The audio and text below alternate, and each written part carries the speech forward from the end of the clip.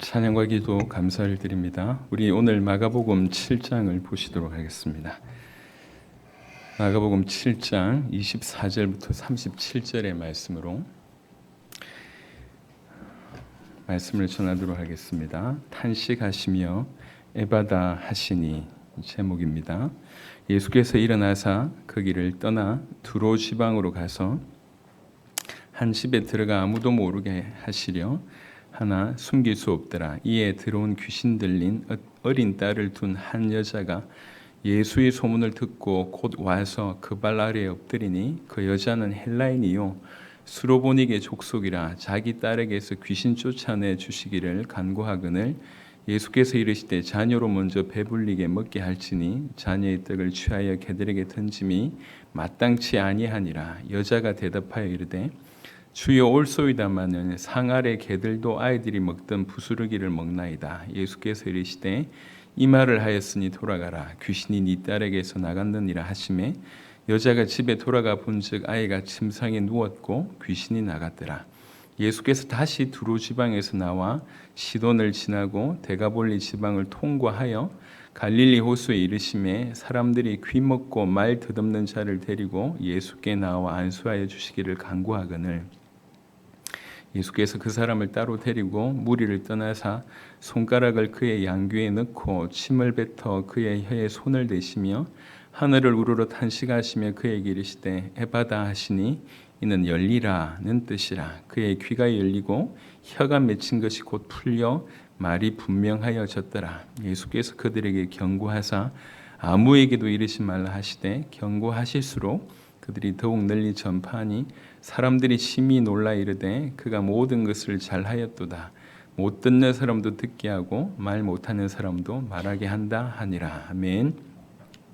24절부터 나오는 수로보니게 여인의 사건은 여러분 잘 아는 사건인데요. 병행본문이라고 할 수 있는 병행본문인 마태복음 15장을 이렇게 조금 보시고 설명을 좀 하도록 하겠습니다. 마태복음 15장 21절에는 조금 더 이제 자세한 내용들이 들어 있습니다. 15장 21절에 예수께서 거기서 나가사 두로와 시돈 지방으로 들어가시니 무슨 말입니까? 예, 지금 이방 길로 지금 가고 있는 겁니다. 가나안 여자 하나가 이방 여인이란 얘기죠. 그 지경에서 나와서 소리 질러 이르되 주 다윗의 자손이여 나를 불쌍히 여기소서 내 딸이 흉악하게 귀신 들렸나이다 하되 마가복음에는 잘 표현되어 있지 않지만 마태복음에는 계속 이렇게 소리 질렀다. 그것도 다윗의 자손이라고 계속 소리 질렀다고 한 것을 보게 됩니다. 그런데 23절에 예수는 한 말씀도 대답하지 아니하시니 제자들이 와서 청하여 말하되 그 여자가 우리 뒤에서 소리를 지르오니 그를 보내소서. 이제 한두 번이 아니었던 것 같습니다. 계속 소리 지르면서 따라왔음을 보게 되죠. 24절에 예수께서 대답하여 이르시되 나는 이스라엘 집에 잃어버린 양 외에는 다른 데로 보내심을 받지 아니하였노라 하시니 사실 이 말이 맞지만 꽤 많은 시간 예수님께서는 이방 사역을 하신 것을 우리가 알고 있습니다. 그러니까 의도적으로 이렇게 얘기하셨다고 볼 수가 있겠죠. 여자가 와서 예수께 절하며 이르되 주여 저를 도우소서. 대답하여 이르시되 예수님께서 작심을 하신 것 같아요. 자녀의 떡을 취하여 개들에게 던짐이 마땅하지 아니하니라. 지금 뭐라고 얘기합니까? 니네 개다 이렇게 얘기합니다. 내가 내 자녀 이스라엘 백성들한테 줘야지 너 같은 니네 같은 개들한테는 줄 수 없다. 이렇게 예수님께서 이런 식으로 얘기하신 적이 거의 없잖아요. 아주 독하게 얘기하신 것 같습니다. 왜 그렇습니까? 처음부터 그런 의도를 가지신 겁니다. 비난하려고 하는 것이 아니라 조금 다른 의미로 진정한 테스트를 하는 거죠. 네 믿음을 증명하라는 얘기입니다. 여자가 이르되 주여 올소이다마는 개들도 제 주인의 상에서 떨어지는 부스러기를 먹나이다 하니 이에 예수께서 대답하여 이르시되 여자의 네 믿음이 크도다. 네 소원대로 되리라. 이제 마가복음에는 없는 표현입니다. 하시니 그때로부터 그의 딸이 나으니라. 아멘. 그러니까 마가복음 7장과 마태복음 15장을 같이 보면 조금 더 이 상황을 이해하실 수 있을 것 같아서 말씀을 드렸습니다. 여러분 상황은 그렇습니다. 어린 딸을 뒀어요. 그 어린 딸이 더러운 귀신이 들렸다고 합니다. 마태복음 15장에는 흉악한 귀신이 들렸다고 합니다. 그 나타나는 증상이 굉장히 흉악했던 것 같아요. 어느 정도인지 모르겠지만 하여튼 큰 육체적인 압박과 두려움을 동반한 어떤 정신질환의 어떤 그런 형태로 나타났겠죠. 어린 딸이지만 제어될 수 없는 이 정도의 어떤 상황인 것 같습니다. 그 어린 딸을 둔 수로보니게 여인이에요. 수로보니게는 수로보니게, 시리아의 베니게 이렇게 볼 수가 있습니다. 이방 사람이죠. 이방 사람이면서 여자입니다. 예수님 당시에 유대인들 입장에서 유대인과 이방인의 차이는 심합니다. 또 남자와 여자의 차이는 더 심합니다. 그러니까 이방인이면서 여인이다라고 얘기할 때는 이거는 그 이제 존재 자체가 정말 지금 어려운 위치에 있는 그런 사람이에요. 안 그래도 어려운데 지금 어린 딸까지 귀신 들려서 그것도 흉악한 귀신 들려서 있는 겁니다. 그런 중에 마가복음 7장을 자세하게 보시면 25절에 이에 더러운 귀신 들린 어린 딸을 둔 한 여자가 예수의 소문을 듣고, 그냥입니다. 딴 거 전혀 없어요. 예수의 소문을 듣고 그냥 온 겁니다. 이 본문이 이제 원래는 이게 장절이 지금 있잖아요. 이렇게 몇 장 몇 절 장절의 개념이 있습니다. 장절의 개념이 원래부터 있었냐? 그렇지가 않아요. 장절이 생긴 지가 얼마 안 됩니다.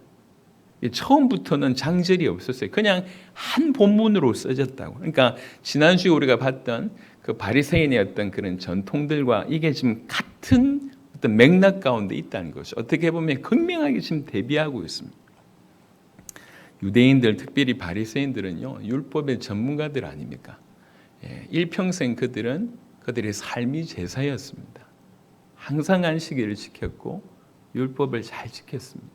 그리고 그 율법을 잘 지키기 위해서 조금 애매한 것들을 더 해석하고 더 디테일하게 만든 거, 이게 전통입니다. 그러니까 율법 외에 율법을 더 잘 지키기 위해서 전통까지 지키는, 나름 누구보다도 율법을 잘 알고 누구보다도 말씀을 지키고 누구보다도 말씀을 잘 해석한다라고 하는 굉장히 자부심이 있습니다. 여러분, 가끔은 우리가 알고 있는 것을 믿는다고 착각할 때가 있습니다. 그리고 행동하는 것을 믿는다고 착각할 때가 있습니다. 그런데 그렇지 않다는 것이 이 바리새인의 모습을 통해서 여실하게 드러났습니다. 그들은 일평생 율법을 지키고 일평생 제사를 지내고 일평생 하나님의 말씀을 연구하고 일평생 하나님의 말씀을 가르쳤던 자들인데 믿음에는 파선한 사람입니다. 믿음에는 완전히 실패한 사람입니다.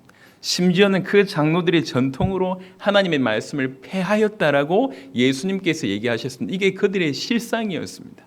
본인들은 모르고 있었죠. 예수님은 그렇게 정확하게 그 실상을 알리셨습니다. 그리고 나서 갑자기 이제 마태복음, 우리 읽었던 마가복음 7장의 그 내용과 24절에 보니까 예수께서 일어나서 그 길을 떠나 두로 지방으로 가서 이 중간에 어떤 많은 내용들 그냥 과감하게 빼버렸습니다. 그러니까 앞에 내용과 이 내용이 지금 뭔가 의도가 있다는 얘기예요. 이 여인과 이 앞에 바리새인의 모습이 극명하게 차이가 납니다. 여러분, 이 여인은 과연 성경을 알았을까요?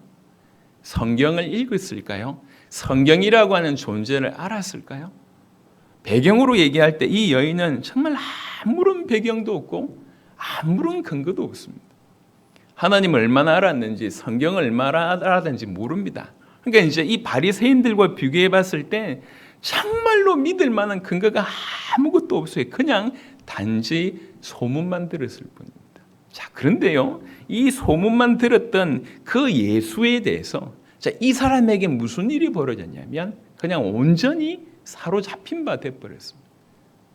저 예수님이라면 이렇게 된 거예요. 이 여인의 마음이 완전히 그쪽으로 갔어요.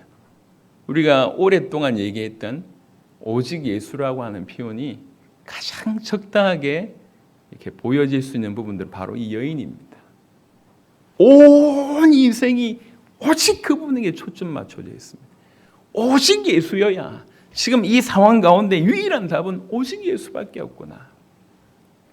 그 믿음이 그 예수님을 향하여, 아니면 그 예수님을 믿는 그 믿음이 이 인생 전체를 완전히 붙들어 버렸습니다. 딸은 귀신에게 붙들렸고 이 어미는 예수에게 붙들린 게 됩니다. 배경 하나도 없습니다. 대단한 지식이 없습니다. 누군가 근처에서 성경을 가르쳐준 사람이 없습니다. 훈련받은 적도 없습니다. 그냥 예수의 소문을 듣고 이게 전부예요. 예수의 소문을 들었는데 그 안에 성령께서 그런 작업들을 하셨겠죠. 예수의 소문만 들었는데 저분이라면 이렇게 되는 거예요. 그래서 보면 24절에 예수께서 일어나서 그 길을 떠나 두로 지방으로 가서 한 집에 들어가 아무도 모르게 하시려 하나 숨길 수 없더라. 조용하게 그 집에 들어간 거예요. 어찌 알았는지. 기가 막히죠. 어떻게 알았는지. 이에 들어온 귀신 들린 어린 딸을 둔 한 여자가 예수의 소문을 듣고 곧 와서, 이전 성경에는 뭐라고 번역되어 있냐면 즉시 와서 이렇게 되어 있습니다. 진짜 예수님이 저기 나타났다라고 하는 정보를 어떻게 들었는지 여튼 들었던 것 같아요. 그래서 지체 없이 왔습니다. 지체 없이 와서 마태복음 뭐라고 얘기합니까? 계속 다윗의 자손이여 나를 불쌍히 여겨달라고 얘기하고, 지금 이 본문은 뭐라고 얘기하면 즉시 와서 그 발 아래 바로 엎드립니다. 여인이 이렇게 할 수 있었던 이유는 그냥 그때 어떤 연기력이 훌륭한 사람 아니면 그때 당시 간절했다 이런 건 아닌 것 같아요. 온전히 이 여인의 마음과 생각이 오직 그분에게 초점 맞춰오셨던 것 같습니다. 모든 것이 송두리째 예수에게 초점이 맞춰졌고, 그분의 은총 외에는 아무것도 없구나, 그분이 허락하신 은총 외에는 답이 없구나라고 하는 것을 명확하게 알았습니다. 성경을 읽은 적도 없고 본 적도 없었던 그런 사람인 것 같은데 그렇습니다.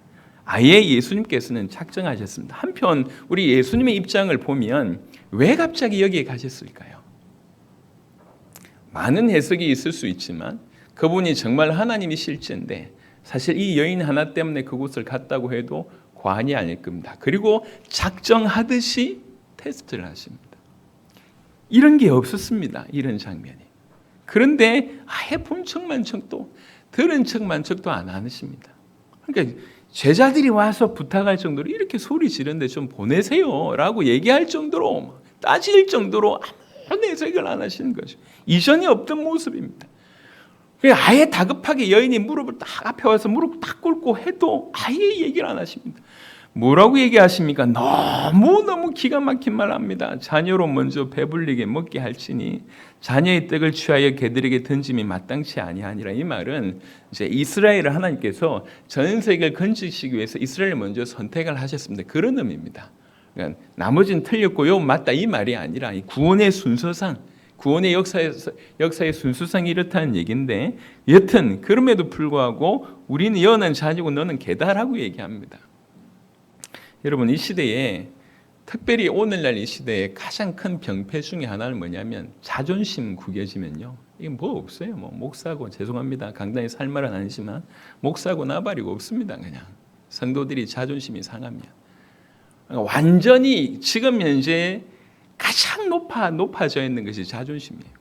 근데 예수님께 갔더니 개라고 얘기하는 거예요. 우리 같으면 어떤 반응을 보이겠습니까? 이 양반이 지금 보자니까 지금 나를 어찌 알고 이렇게 나올 거 아니냔 말이에요. 응? 아니 그래도 조금 선생 취급해줬더니 할 말이 따로 있지 뭐 개? 이렇게 될 거 아니에요. 여러분 안 그렇습니까? 저는 말씀 묵상하면서 내가 만약 이 상황이었다고 하면 충분히 나는 이렇게 행동했겠다 생각을 합니다. 여러분 그냥이 아니라 폐부를 콕콕 찌르. 지금 얼마나 불쌍합니까? 어린 딸 둬가지고 그것도 귀신 들려가지고 안 그래도 기가 막힌데, 지금 이렇게 이방과 이스라엘이 그냥 평화로운 사람이 아닙니다. 오랫동안 반감이 있는, 역사 이래로 오랫동안 반감이 있는 그런 사람들이에요. 우리 뭐 교인은 사랑하지만 그래도 나라로 볼 때 우리와 일본, 우리와 중국 그렇게 편하지는 않지 않습니까? 역사로 볼 때에 그런 배경을 반감들이 다 있는데 너희 개다 이렇게 나온 거예요. 근데 이 여인은 보세요. 뭐라고 얘기하냐면 여자가 대답하여 이르되 주여 올소이다 이렇게 얘기합니다. 당신 말씀 맞습니다. 딱 인정해놓고 그리고 양보 안 합니다. 상 아래 개들도 아이들이 먹던 부스러기를 먹나이다. 왜 이렇습니까? 오직 이분 말고는 안 된다라고 하는 답을 이 사람은 가지고 있습니다. 이분의 은총 아니면 안 된다라고 하는 답을 가지고 있습니다. 물러서지 않는 거죠. 예수께서 이르시되 이 말을 하였으니 이 말을 듣기를 원했다는 거예요. 바로 이걸 원합니다. 누구 지금 이 두 명이 아닙니다. 누가 보고 있습니까? 제자들이 보고 있는 거예요. 뭘 얘기하고 있습니까? 믿음이 뭔가를 설명하고 있습니다. 지금 장로들 바리새인들의 모습과 이 여인을 극명하게 비교하면서 도대체 믿음이라고 하는 게 뭐냐? 바리새인과 비교해서 봤을 땐 정말 배경이 아무것도 없습니다. 본 적도 없고 들은 적도 없고 훈련받은 적도 없고 어떻게 해야 될지도 전혀 모릅니다. 그냥 예수의 소문만 듣고 저분이라면 내 아이를 살릴 수 있구나, 저분이라면 우리를 구원할 수 있구나, 그 마음과 생각이 온통 거기에 빼앗겨 있습니다. 온통 저분이라면 오직 예수, 그분이라면 오직 그분, 오직 그분의 은총, 그분의 은혜, 그것이 전부구나 이렇게 딱 믿고, 제자들이요 이렇게 다윗의 자손이요라고 얘기했을 때 예수님께 와가지고 좀 보내소서라고 얘기했다고 하면 이미 그 여인에겐 다 한 소리 했을 거 아니에요. 아이고 왜 이러십니까? 응? 교양 있는 분이 이러면 안 되지. 이렇게 얼마든지 할 수 있었을 거 아니에요. 전혀 물러서지 않습니다. 이게 그 여인이 가지고 있는 믿음입니다. 심지어는 침묵할 때도 예수님 침묵하잖아요. 아무 소리 안 들은 것처럼 침묵하잖아요. 심지어는 거절하시지 않습니까? 너 가. 너 필요 없어. 너 개야. 라고 거절하실 때도 끄떡하지 않고 끝까지 나갑니다.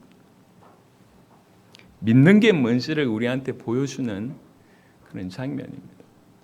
우리는 무엇보다도 믿음은 이렇다 저렇다를 떠나서 오늘 이 여인의 모습을 통해서 봤을 때 믿음은 적어도 그 사람 전체를 장악하는 것이, 그게 믿음이 성격이어야 한다는 거죠.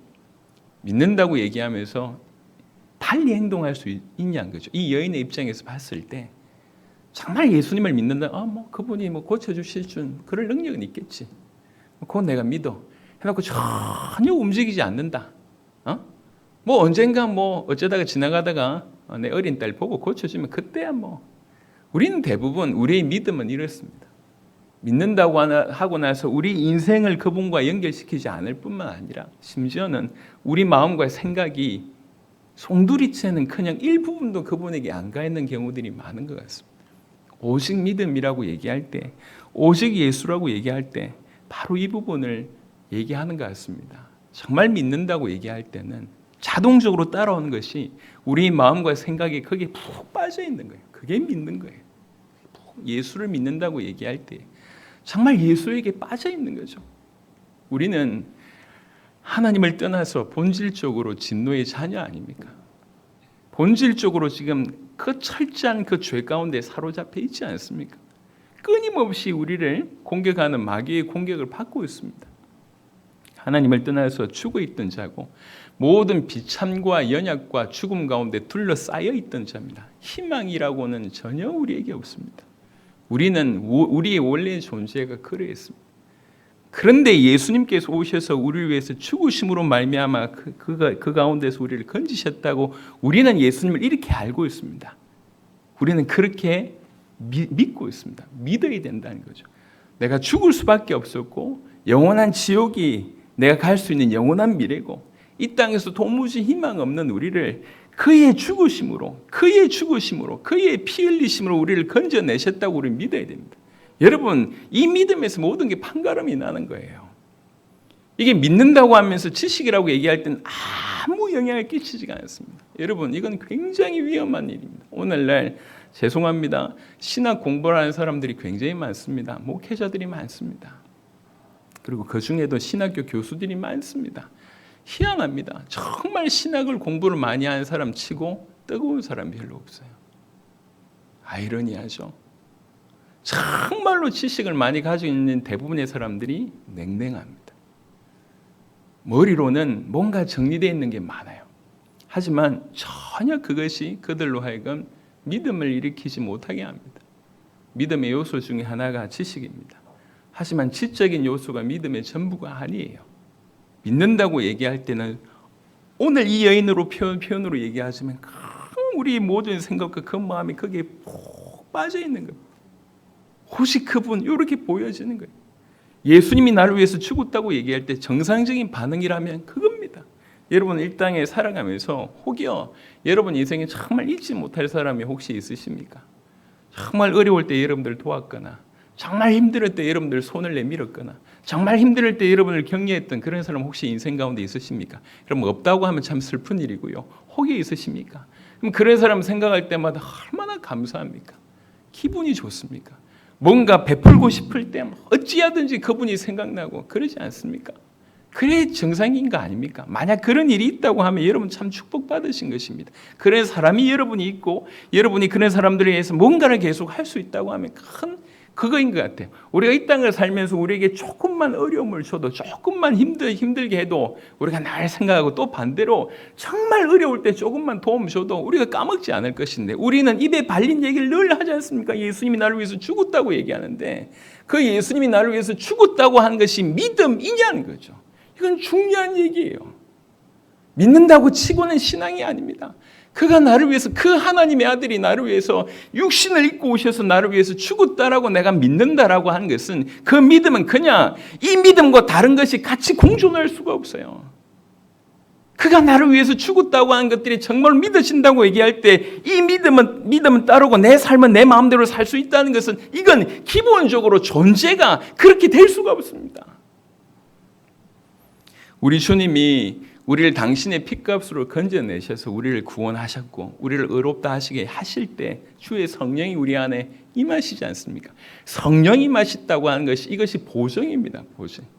그분은 하나님이세요. 우리 안에서 우리에게서 구원을 완성하기까지 그분 떠나지 않으십니다. 이미 우리는 영으로 구원을 받았습니다. 하지만 우리 이 땅을 살아가면서 여전히 이 껍데기 이 로마서 6장의 표현으로 얘기하자면 죽을 몸을 가지고 있습니다. 아직 죄에 거하는 몸을 가지고 있습니다.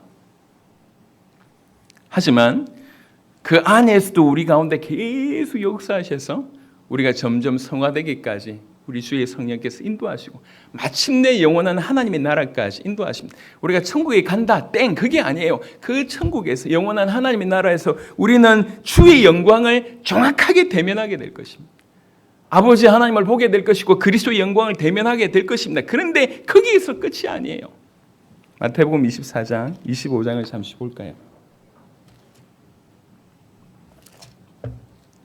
마태복음 25장 34절에 보시면 마태복음 25장 34절에 그때에 임금이 그 오른편에 있는 자들에게 이르시되 내 아버지께 복받을 자들이여 나와 창세로부터 너희를 위하여 예비된 나라를 상속받으라. 그냥 천국에 그냥 들어간다 이게 아니라니까요.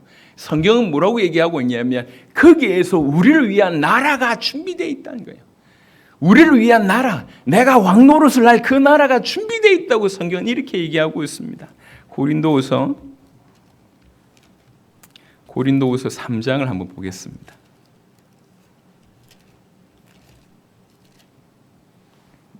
고린도후서 3장 18절 아주 중요한 메시지 중에 하나입니다. 고린도후서 3장 18절 우리가 다 수건을 벗은 얼굴로 거울을 보는 것 같이 주의 영광을 보매 우리가 그때 주의 영광을 보는데요. 그와 같은 형상으로 변화하여 영광에서 영광에 이르니 누구요? 우리가요. 우리가 그 놀라운 주의 영광을 볼 뿐만 아니라 우리가 한순간에 그와 같은 형상으로 변화하여 영광에서 영광으로 이르는 그런 일들이 있게 됩니다. 뭘로요? 주의 영으로 말미암아.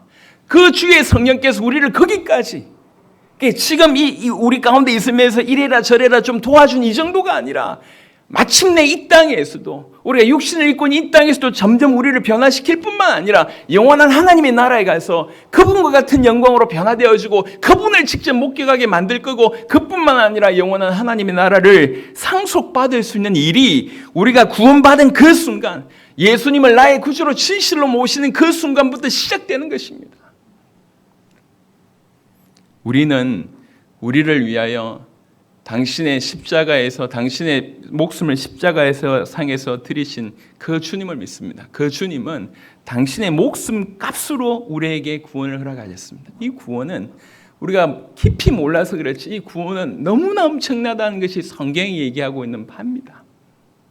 우리는 여기에 믿음을 가지고 있어야 됩니다. 그 말은 여기에 오늘 이 수로보니게 여인처럼 온전히 우리 마음과 생각이 빼앗기는 빼앗겨야 된다 이 얘기가 아닙니다. 이게 얼마나 큰 줄알면 그게 고정되어 있는 거예요. 고정되어 있는 거예요.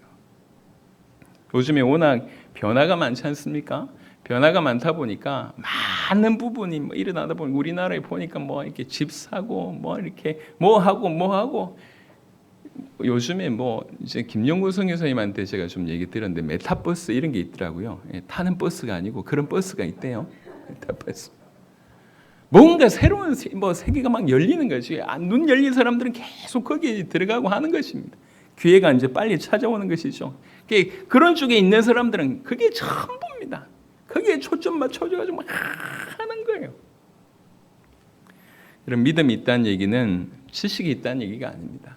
우리가 오랫동안 부르짖었던 그 오직 예수, 도대체 그게 어떤 상태냐를 볼 수 있을 때 가나안 여인의 모습이 바로 그거지 않나 생각합니다. 온전히 저분에게만 가면 되겠다.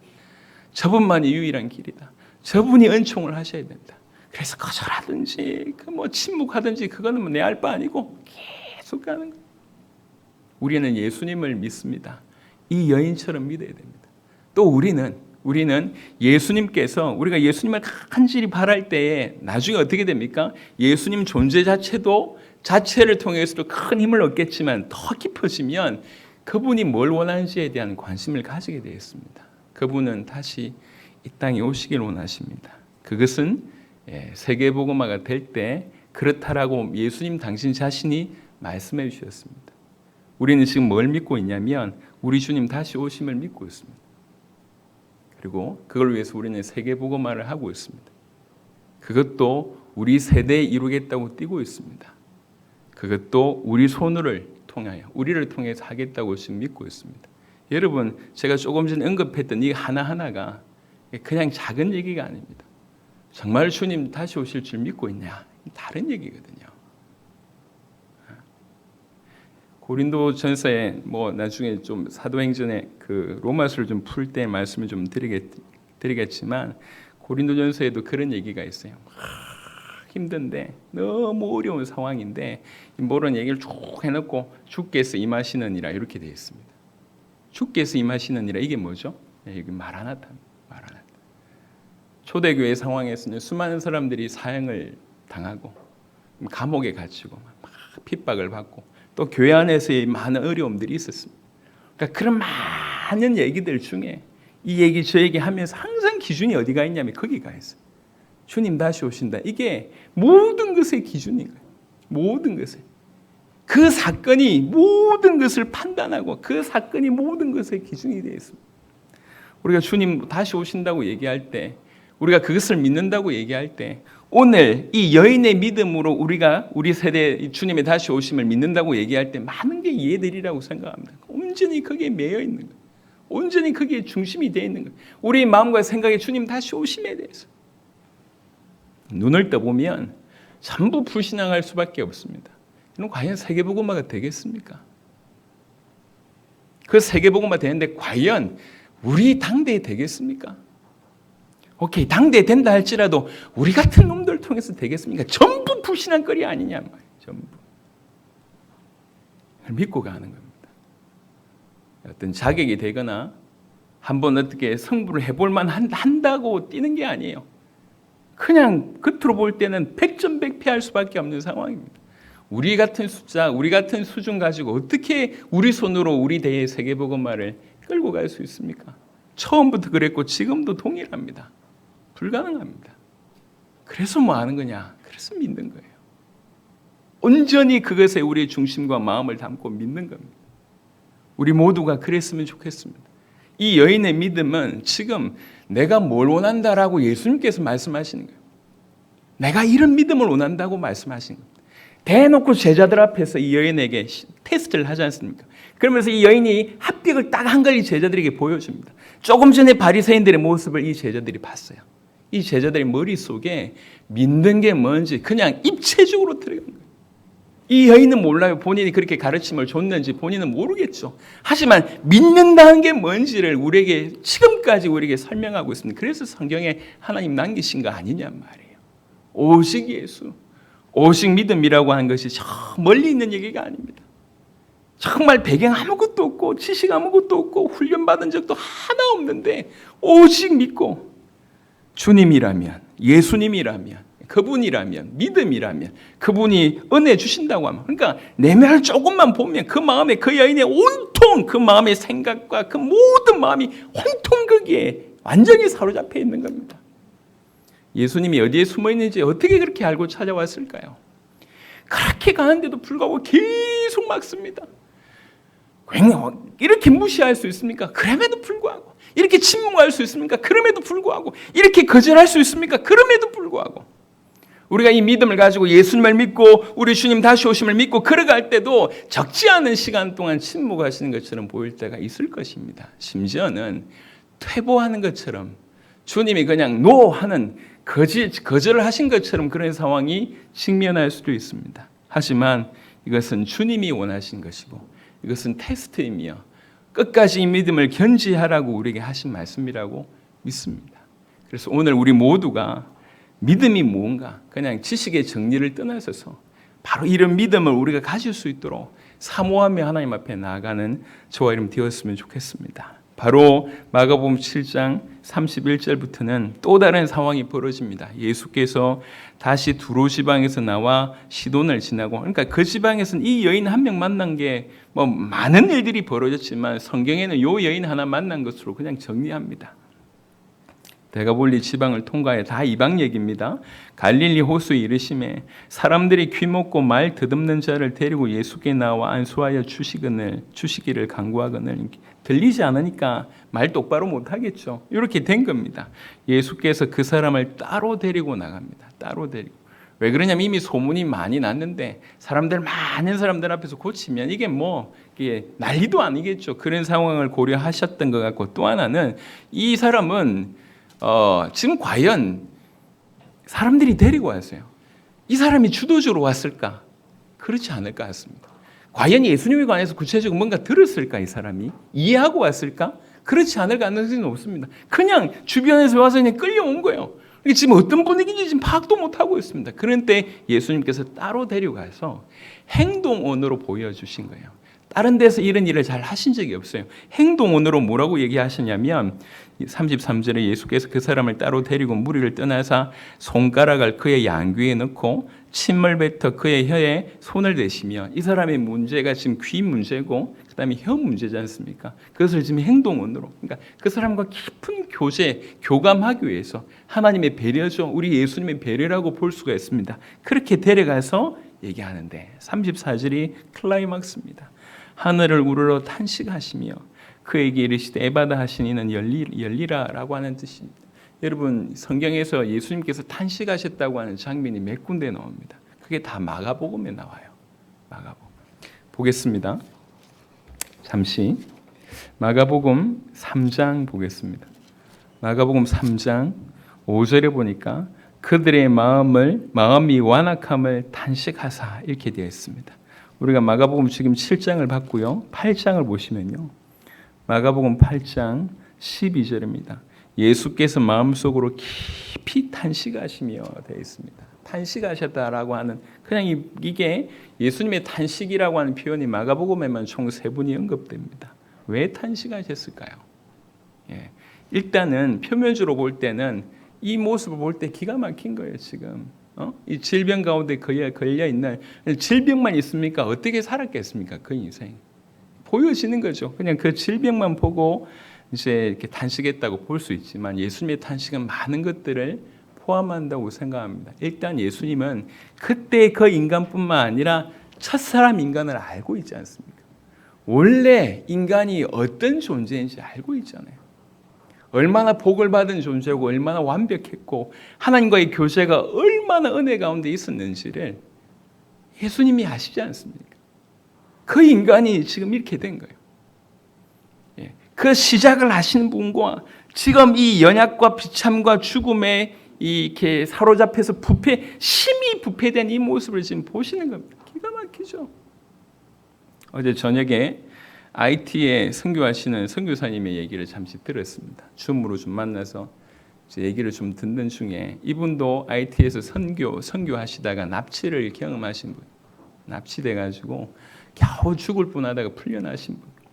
그래가지고 한국에 왔는데 또 이제 IT를 지금 들어가겠다고 얘기합니다. 지금 IT가 폐왕이에요. 10년 전에도 지진 와가지고 완전히 폐허인데 이게 이제 뭐 제대로 정립되지 않는 중에 또 얼마 전에 지진이 났고요. 그리고 대통령 암살되고 곳곳마다 깽단이, 그러니까 길을 가는데 다 깽단이 자리 잡고 있는 거예요. 너무 힘든데 구호 물품을 전달하려고 하는데 깽단이 다 중간에서 이제 위협을 하고 빼앗아가고 돈을 요구하고 심지어 갈 수 없는 그런 지경. 구호 물품이 쌓여 있는데 못 주고 그 심지어는 선교사님들이 어떤 구호하라고 이제 이렇게 이 자금을 가지고 있는데도 쓸 수 없는 그런 지경이 돼버렸다고 합니다. 그러니까 IT 전역이 기가 막힌 거예요. 그 예쁜 섬나라가 기가 막힌 거예요. 그 탄식밖에 안 나오는 거지. 이 모습인 겁니다. 이 모습. 원래 첫사람의 그 상태를 알고 있고, 그리고 또 지금 이 인간들의 실상들을 보는 거예요. 어쩌다 이렇게 됐냐는 거예요. 우리는요, 지금 현재 우리의 모습은 이 땅에 저 밖에 돈 잘 벌고 힘 있고 능력 많아도 한 명도 예 없이 죄 가운데 있는 분들입니다.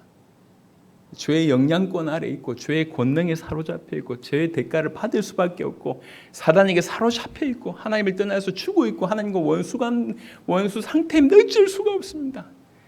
너무 기가 막힌 것인데 예수님이 그 모습을 볼 때는 탄식할 수밖에 없습니다. 그런데 조금 더 구체적으로 보면 오늘 마가복음 7장과 8장을 연이어서 보면 보세요. 예수님이 메시아로 오셨지 않습니까?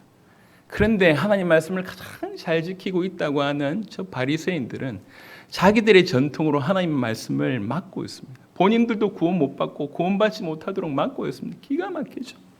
또 조금 내려보니까 이 완전히 사단에게 완전히 이렇게 무방비 상태라 완전히 사단에게 귀신 들려가지고 있는 그런 현장을 보고 또 와보니까 지금 또 질병에 완전히 노출돼가지고 이럴 수가 있습니까?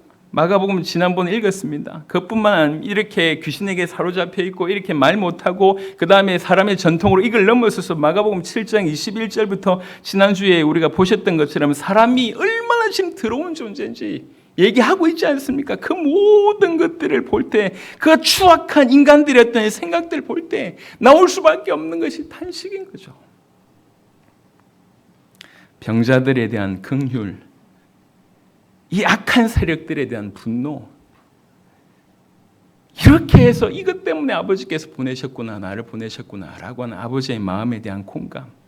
근데 더 안타까운 건 뭐냐면 따라다니는 제자들이고 성도들인 거예요. 얘들이 좀 빨리 알아들어야지 될 건데 이렇게 무지한지. 그 수많은 것들이 탄식하다는 말이 무슨 말이냐면 탄식하다는 말은 기본적으로 그 원어는 이런 뜻입니다. 불쌍한 표정을 지으며 신음소리 내다는 거예요. 끙끙 한다는 거예요. 그리고 하늘을 우러러 탄식하시며 그에게 이르시되, 우러러 탄식했다는 얘기는 탄식으로 기도했다고 해도 과언이 아닙니다. 하늘을 우러러는 그냥 쳐다봤다는 얘기가 아니고 기도했다는 얘기입니다. 오병이의 기적을 일으킬 때도 하늘을 우러러, 이게 다 기도하는 겁니다. 하늘을 우러러 탄식하시며 탄식으로 기도하는 그런 부분이라고 볼 수 있습니다. 그에게 이르시되 에바다라고 얘기합니다. 여러분, 희한하게 아주 중요할 때마다 이런 이 아람어를 씁니다. 아람어. 희한하죠. 그러니까 이제 예수님 당시에 거의 이렇게 구약 성경 히브리어로 거의 써져 있고요. 신약 성경 거의 헬라어로 써져 있는데 아주 중요할 때마다 아람어를 쓰십니다. 그러니까 강조의 표현인 거예요. 우리도 뭐 아주 이제 중요할 때마다 일본어를 쓸 때가 많지 않습니까? 벤또 뭐 이런 거 얘기하면 확 들어오잖아요. 그런 것, 닭강 이런 거 막 들어오지 않습니까? 그런 것 같아요. 그래서 성경의 중요한 아람어가 이런 겁니다. 엘리 라마 사박다니, 이게 아람어입니다. 에바다 아람어입니다. 달리다굼 아람어입니다. 가룟 유다가 이제 이렇게 죽어서 샀던 그 피밭 아겔다마 아람어입니다. 겟세마네 아람어입니다. 골고다 아람어입니다. 중요할 때마다, 그리고 가장 우리가 기억해야 될 아람어 중에 하나가 뭐냐? 마라나타 아람어입니다. 중요한 표현을 쓰시는 거예요. 에바다라고 얘기하죠. 에바다는 무슨 말입니까? 열리라는 뜻입니다. 열리라. 그래서 이 사람이 지금 귀가 열리고 혀가 풀리는 그런 일이 이제 벌어진 거죠. 이게 열리라라고 하는 얘기입니다. 탄식하면서 하늘 우러러 탄식하면서 기도하면서 이제 에바다라고 얘기하셨죠. 사실 이 에바다는 그 귀먹고 이렇게 혀 말할 수 없는 이 사람이 이제 그 에바다의 축복을 그 자리에서 바로 받았지만 사실 이 에바다는 오늘 이렇게 7장 전체를 통해서 통으로 본다고 얘기할 때 그 에바다는 믿음과 관계가 없을 수가 없습니다. 무엇보다도 예를 들면 성도들과 그 제자들이 사실은 저 사람은 실제적인 질병으로 치유를 받아야 되지만 그 따라다니는 수많은 성도들과 제자들이 열려야 될 부분들이 너무 많다는 거죠. 다른 말로 이 질병을 가진 자들이 지금 어떻게 보면 묶여 있는 거잖아요. 잡혀 있는 거잖아요. 그러니까 열리라고 얘기한 겁니다. 닫혀 있지 않습니까? 마찬가지로 이 제자들에게도 그렇게 예수님이 행하신 것을 보고 그렇게 엄청난 말씀들을 듣고 그렇게 많은 것들을 따라다녔음에도 불구하고 여전히 아직 그의 입과 그들의 입과 그들의 눈과 그들의 마음과 다 이런 부분들이 여전히 닫혀 있다는 겁니다. 이게 오늘날 우리뿐만 아니라 오늘날 이 땅에 있는 교회들을 위해서도 주께서 간절히 요구하시는 바입니다. 열려야 된다는 거예요. 지금 다 묶여 있습니다. 닫혀 있습니다. 여러분 그냥 뭐 크게 얘기를 좀 해보겠습니다. 곳곳에 지금 전 세계에 순교하는 사람들이 지금 해마다요. 지금 숫자를 헤아릴 수 없을 정도로 많습니다. 혹시 아십니까? 우리 당세복의 길을 지금 걸어가고 있는 중에 지난 2, 3년 동안 순교하신 분이 몇 분이지요? 10분 정도 됩니다. 10분 정도. 이 길을 걸어가는 중. 정말 수많은 사람들이 예수님 믿는 것 때문에 순교하고 있습니다. 또 적지 않은 수많은 사람들이 전 세계에 지금 배가 고파서 못 먹는데 그냥 단순한 기근이 아닙니다. 기근과 뭐가 따라옵니까? 부패가 따라오는 거예요. 저 어려운 수단 같은데 구호를 보내면 그 안에 있는 민족들끼리 이렇게 그러니까 또 심지어는 다수는 그런 일을 당해도 관심이 없어요.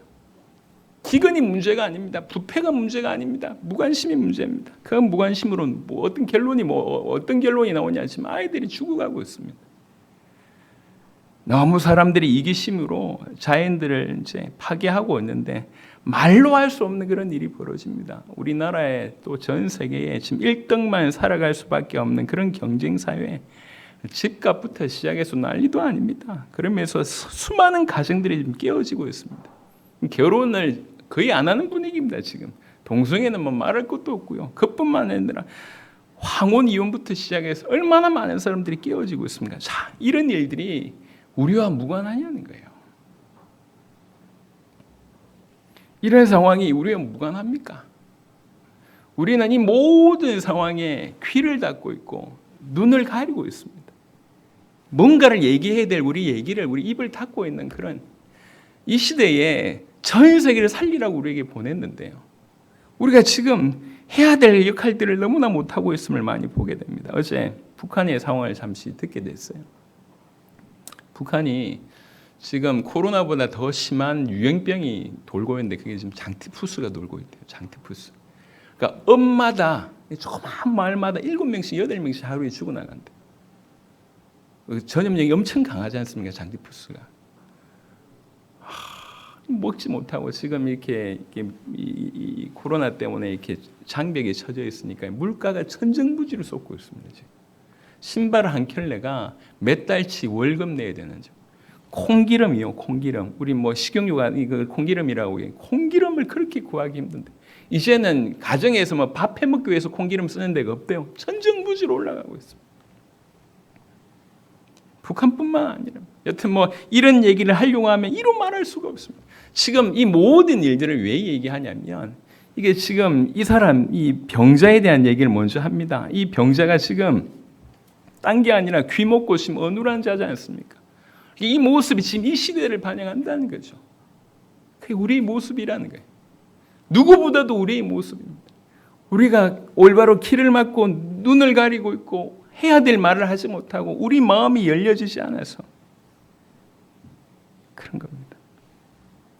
여러분, 우리가 복음을 제대로 알면 그 말은 하나님을 제대로 안다는 얘기고 그 말은 구원을 제대로 안다는 얘기입니다. 그 말은 이 땅이 전부가 아니라 영원한 하나님의 나라가 있다는 것이고 영원한 영광이 있다는 얘기 아닙니까? 정말 그것이 얼마나 큰지를 보면 이 땅에서 욕심이 정말 아무짝에나 부질없다는 걸 알게 되고, 하나님 우리에게 소유케 하신 이유는 우리 세대 전 세계를 복음화하기 위해서 우리에게 기회와 어떤 도구의 역할들을 허락하셨다. 이런 것들이 다 정리가 될 건데, 그냥 그 어마어마한 것들을 우리가 보지 못하고 들어도 듣지 못하고 깨닫지 못해서 그냥 불신자하고 똑같이 이 땅에서 경쟁하면서 살아가는데, 그래서 그래도 나를 좀 보호해 줄게, 이게 돈밖에 없어서 돈 하고, 영향을 좀 끼쳐야 되니까 힘하고, 그리고 최고의 어떤 힘이 그래 지식이라 해서 그것 때문에 그렇게 자녀들 공부시키고. 나쁜 건 아닌데, 뭔가를 보지 못하고 뭔가를 깨닫지 못하고 뭔가를 알아듣지 못했을 때 나오는, 결국 그 모든 중요한 걸 잃어버렸을 때 나오는 마지막 어떤 발버둥이 결국 이 모습이라는 거죠. 우리는 그렇게 안 살아도 됩니다. 우리가 진실로 우리에게 허락하신 복음이, 우리에게 허락하신 구원이, 우리에게 허락하신 이 어떤 충만한 은혜가 어떤 것인지 진실로 알면, 그러니까 진실로 알게 하기 위해서 끊임없이 우리 귀에 들려주시고, 하나님의 놀라운 역사들을 우리에게 보여주시고, 수많은 사람들이 어떻게 살아가고 있는지 끊임없이 우리에게 도전해 주시지 않습니까? 뭔가 열려야 될 사람이 있다고 하면 우리가 아닌가 생각합니다. 주중에 김용기 선교사님을 잠시 만나서 대화를 하는 중에 여러 그 밑에 산하에 많은 어떤 그룹들이 있더라고요. 그 중에 제가 마음에 탁 들커덕 들어오는 그룹이 있었어요. 그게 뭐냐, 버려진 아이들을 키우는 그룹이 있대요. 실제로 아이들이 버려집니다. 버려진 아이들은 그냥 데려와서 키울 수가 없대요. 버려진 아이들을 부모를 찾아가는 거예요. 부모를 찾아가요. 어떤 부모는 지금 감옥에 있고 막 찾아가는 거, 찾아가서 제발 출생신고만 해달라. 제발 출생신고만 하면 우리가 키울 테니까. 이 부모님들이 거절하는 거예요. 내 새끼인지 내가 어떻게 아냐. 이부터 아빠가 해가지고 엄마가 애 낳았는데 내 새끼인지 어떻게 아냐면 이러면서. 그런데 끝까지 가가지고 출생신고를 받아냅니다. 그래놓고 아이를 키우는 거예요. 싱글 5명이. 결혼한 적이 없는 싱글 5명. 인생 전체를 들여서. 그래서 14명 버려진 아이를 키운 거예요. 이제 꽤 몇 년 됐나 봐요. 이 아이들 영어도 잘하고요, 헬라어도 잘하고 그런답니다. 기가 막히죠. 자기 자식이 아닌 사람 키운다는 게 쉬운 일이 아니지 않습니까? 근데 복음에 대한 순종이 제가 볼 때 상상을 초월합니다. 항상. 우리 현이 때문에 헤브론을 이렇게 갔다 오게 되는데 그 보면 어쩌지 이렇게 살 수 있을까? 야, 우리 보고 그냥 처음으로 일주일만 살으라고 해도 못 살 것 같아요. 어쩌지 이렇게 살 수 있을까? 왜 똑같은 예수님을 믿는데 철저하게 저렇게 하늘나라의 복을 바라보고 이 땅에서 철저하게 낮아져서 이렇게 섬길 수 있는가? 천만이 도전됩니다. 참. 여러분, 우리가 지금 어떤 행동을 이렇게 하자 저렇게 하자 이 얘기가 아닙니다. 뭔가 이 기먹고 어눌한 자처럼 뭔가 우리에게 너무 많은 게 막혀 있는 거 아닌가? 뭔가 봐야 될 것이 못 보고 있는 거 아닌가? 들어야 될 것이 못 듣고 있는 거 아닌가? 뭔가 해야 할 말을 못 하고 있는 거 아닌가? 뭔가 진짜로 깨달아야 될 것이 못 깨닫고 있는 거 아닌가 말이에요. 열려라라고 얘기했을 때 그 에바다의 축복을 받아야 될 대상이 우리라는 거예요. 우리 개인이 바로 이 에바다의 축복을 받아야 되고, 이 시대에 이 땅에 있는 이 교회가 바로 이 에바다의 축복이 임해야 됩니다. 교회가 전부 육신의 정욕과 안목의 정욕과 이생의 자랑으로 우리 이 교회 다니는 사람들뿐만 아니라 교회까지 여기 사로잡혀 있는 것 같습니다. 최고가 되면 뭐합니까? 성도가 많으면 뭐합니까? 교회가 커져 분들 뭐합니까? 이름이 나분들 뭐 하겠냔 말이에요. 세계는 복음만 되지 못하고 있고 하나 되지 못하고 있습니다. 천주교 따라갈 수가 없습니다. 우리 수준. 여러분 왜 이렇게 교회만 칩니까? 교회는 그냥 모래알이거든요. 죄송합니다. 칠 수가 없어요. 천주교를, 불교를 때릴 수가 없어요. 저 하나 돼가지고 뭐 달라드는데. 근데 교회는 전부 모래알이에요. 뭐 정부를 비판하는 게 아니라 지금 그렇다는 겁니다. 안타깝죠. 어쩌다 일이 됐습니까? 뭔가 열려야 될 것이 없습니까? 있다니까요. 우리 개인에게, 이 교회에, 전 세계 교회에, 전 세계 믿는 자들에게. 그러니까 에바다의 믿음이 뭐냐? 열리는 게 믿음이라고 지금 얘기하고 있습니다. 마가복음 7장 통으로 보시면 그렇다는 거죠. 열려야 될 복이 우리 안에 꼭 필요합니다. 이렇게 들어도 들리지 않습니까? 예, 저도 마찬가지죠. 우리 야단을 치는 게 아니에요. 우리가 그렇다 안타깝다는 거죠.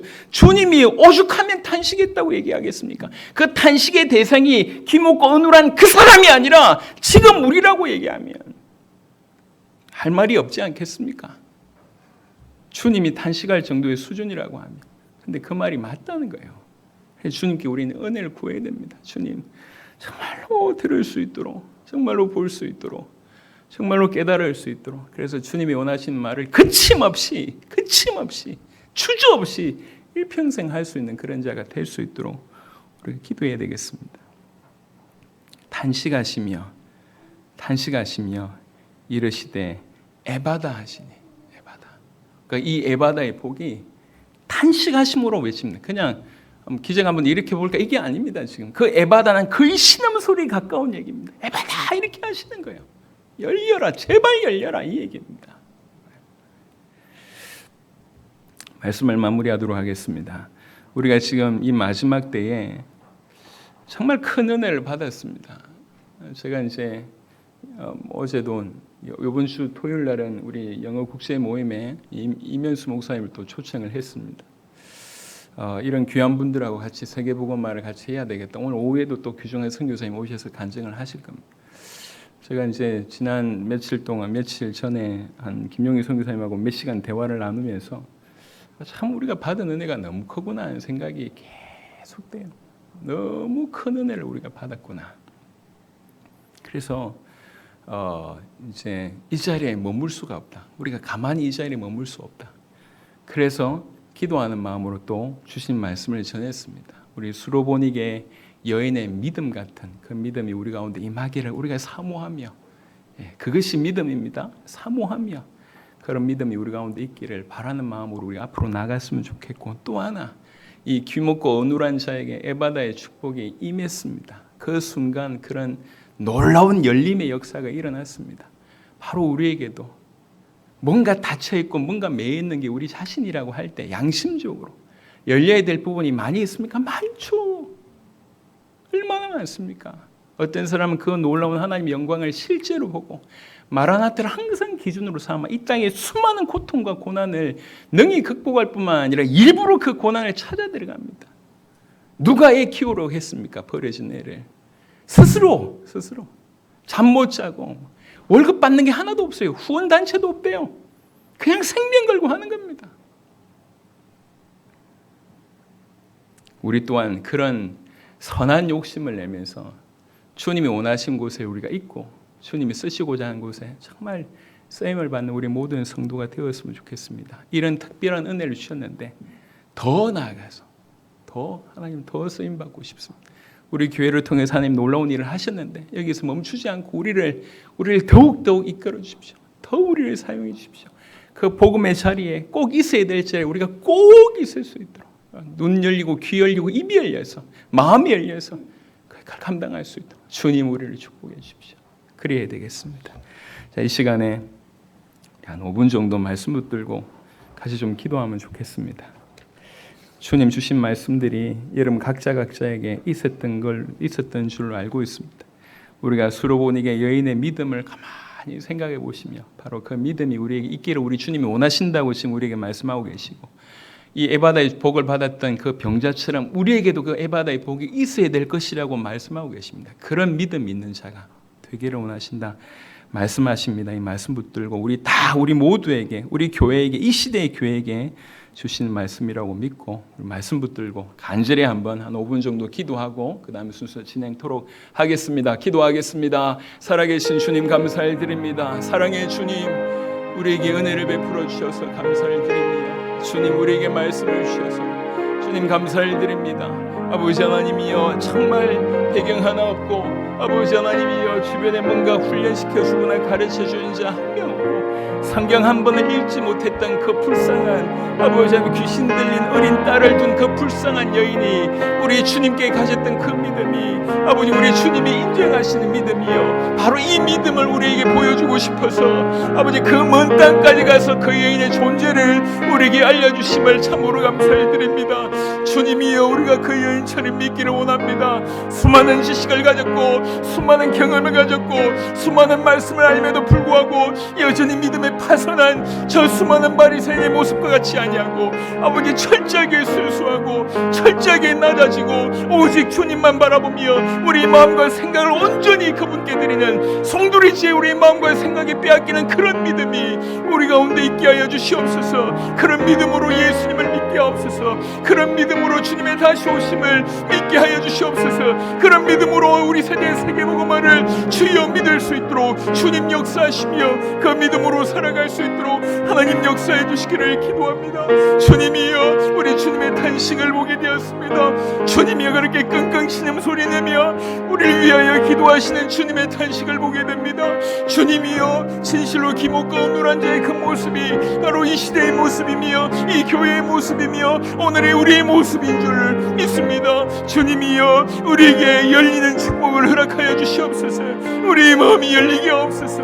우리의 생각과 아버지 우리 입술과 우리 귀와 아버지 하나님이여 우리의 눈이 열려질 수 있도록 열리는 은혜가 우리 가운데 있도록 하나님 역사하여 주시옵소서. 그래서 정말로 우리에게 열어가신 복음의 가치를 깨닫게 하시며 우리에게 열어가신 하늘의 영광을 깨닫게 하시며 우리에게 열어가신 구원의 복과 우리에게 열어가신 놀라운 사명과 부르심의 복을 깨닫고 아버지 주님이 원하시는 그 자리에 항상 있을 수 있도록 하나님이 우리를 붙들어 주시기를 기도합니다. 주님이여, 우리 모든 성도들 이 교회를 끝까지 우리 세대 세계복음을 위해 귀하게 쓰시고 하나님 인도하여 주시기를 간절히 소원합니다. 감사를 드렸고 우리 주 예수 그리스도의 이름으로 기도드렸습니다. 하나님, 오늘 우리에게 우리의 믿음이 무엇인지를 말씀해 주셔서 감사합니다. 수로보니게 그 이방 여인의 믿음이 바로 우리 주님이 인정하시는 믿음이며 우리에게 보여주시길 원하시는 믿음이며 마침내 우리가 가지고 있어야 될 믿음임을 예수님이 말씀하시는 줄 믿습니다. 그의 믿음을 사모하오니 주님 우리에게도 그런 은혜를 베풀어 주시옵소서. 온전히 그 마음과 생각이 온전히 주님께 있는, 주님의 말씀께 있는, 주님의 원하심에 있는 우리 모두 될 수 있도록 하나님 역사하여 주시옵소서. 주님, 이렇게 많은 것을 들려주고 보여주고 많은 것들을 경험하게 하였음에도 불구하고 여전히 우리는 너무나 많은 부분이 닫혀있고 잡혀있고 아직 막혀있는 것 같습니다. 주님, 우리의 눈과 귀를 열어주시며 우리의 마음을 열어주시옵소서.